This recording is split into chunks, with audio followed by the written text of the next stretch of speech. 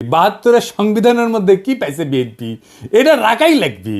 একটা রিল দেখেছিলাম ফেসবুকে, দেখি গুতাইতে গুতাইতে যে মায়ের কাছে এক পোলা এক মাইয়া নিয়ে আসছে, তো কইছে যে এটা আমার বউ, তো মা কইছে কি আছে এর মধ্যে, তো পোলা কয় ওর মধ্যে তো নাতি আছে। দেখেন। ওমা, মা হ্যাঁ, বলছি আমি বিয়ে করেছি, এইটা তোমার বৌমা। এই মেয়ে হবে আমার বাড়ির বউ? কি আছে এই মেয়ের মধ্যে? ওর মধ্যে তোমার নাতি আছে।